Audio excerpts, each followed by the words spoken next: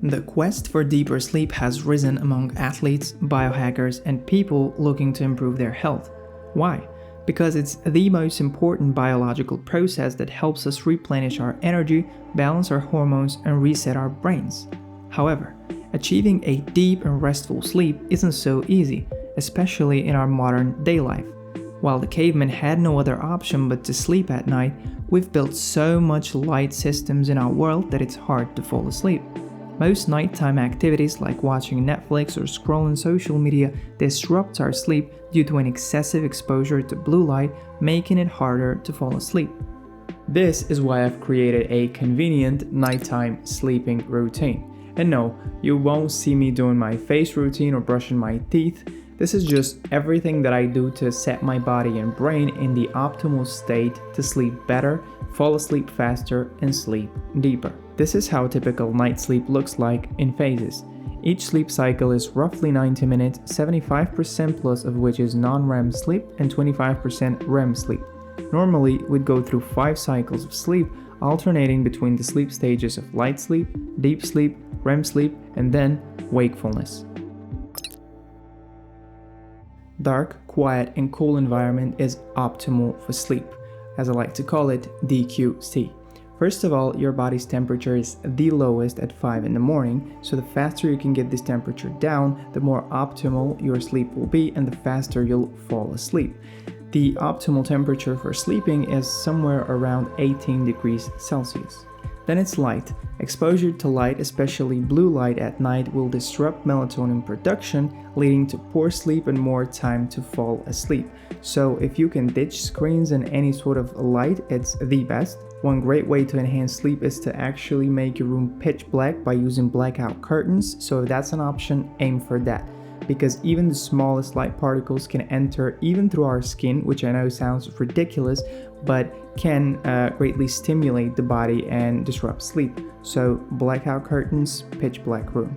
Third is noise. You want to keep it as quiet and predictable as possible because unpredictable sound patterns, like whatever happens in your city during sleep, is the thing that wakes you up.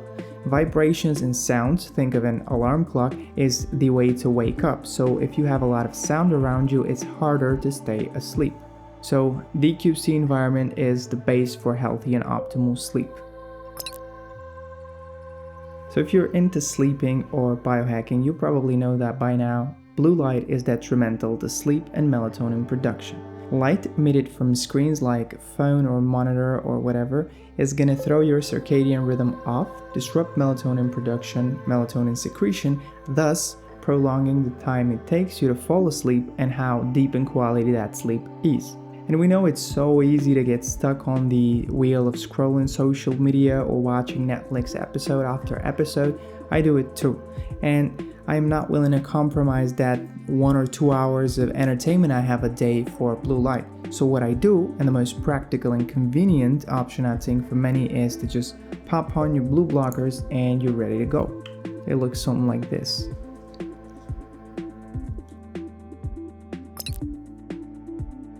Another thing I do is limit caffeine intake. And yes, I'm a huge lover of coffee and caffeine. I love the feeling it gives me. I'm more satisfied, motivated. I'm way more sharp and clear and focused, alert. But also if I don't limit it or misuse it, it's gonna end up causing negative side effects. And I'm aware of that. So what I do is 2 rules. First of all, I don't drink more than 200 milligrams a day. The upper limit for healthy adults is 400 milligrams. So if it's a very heavy day where I need to perform at my best, maybe 400 is the max, but in general, I don't use more than 200 milligrams daily. Then second thing is, I never drink it after 3 p.m. So I'd only have it from like 11 to 2 o'clock and that's it. The reason is because caffeine has a half-life of 6 hours, meaning half of the caffeine stays in your system 6 hours after you've ingested it.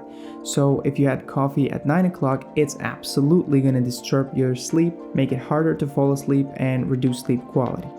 So 2 rules: limit caffeine intake to 200 milligrams and never have it after 3 p.m. What happens if you're running on a lot of coffee is you're masking that fatigue and your body does not know it's tired. Your brain is hyperactive and jittery, function at a higher level all the time, and when you want to go to sleep, your body does never get that rest and reset, and you wake up being fatigued because you had poor sleep last night, and you think the solution is another cup of coffee, while what it actually is to start cycling coffee and take some time off of caffeine. More in this video. I also started tracking my sleep recently just to see can it help me improve my sleep quality, and what I found was that it's very distinguishable. When you see these things we think of bad as exposure to blue light or pulling up all-nighters or drinking a ton of caffeine, you would actually see in the results you slept poor that day and you woke up probably not feeling so great and being a little bit fatigued and moody. So sleep trackers are more of an objective way to measure sleep. When you have an actual data that you can check in your phone, you can start believing that these things actually work or don't work for improving sleep quality.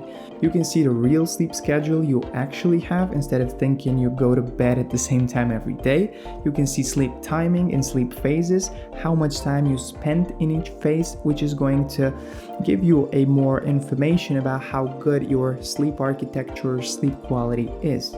Based on all these metrics, it provides you with an overall sleep score that gives you an information of how well your sleep was.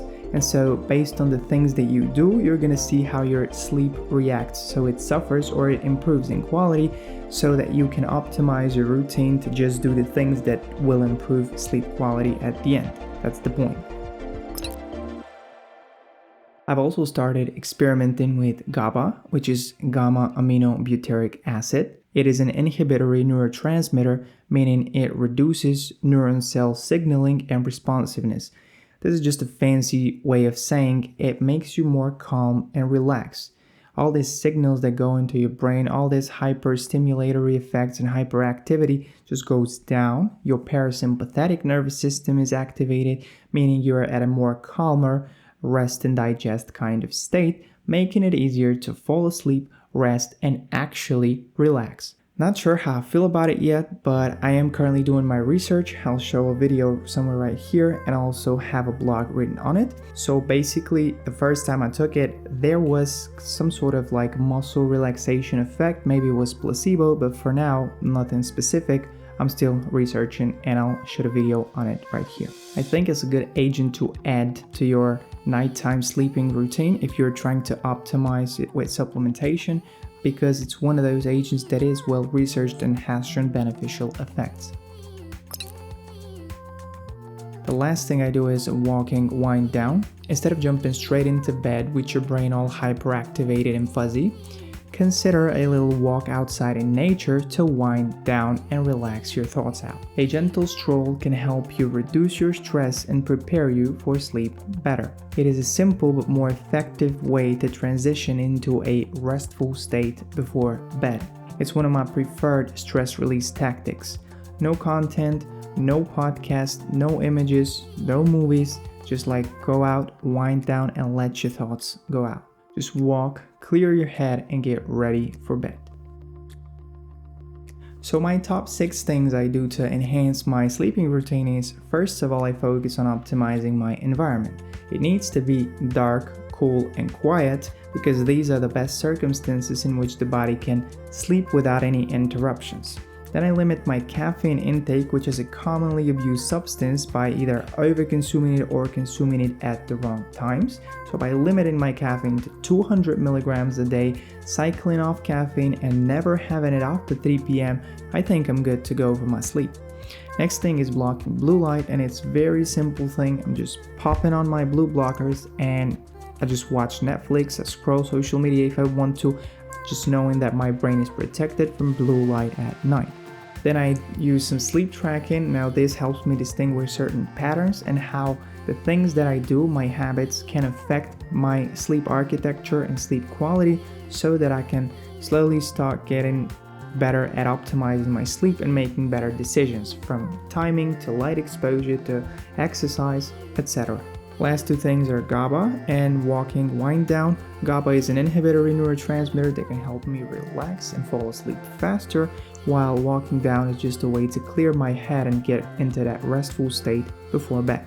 Thanks for watching, and make sure to comment your top 3 things you do to improve your sleep quality. Even if you don't do them yet, but you've heard them on a podcast, let me know because I'm curious to find out the other sleep enhancing video. Bye.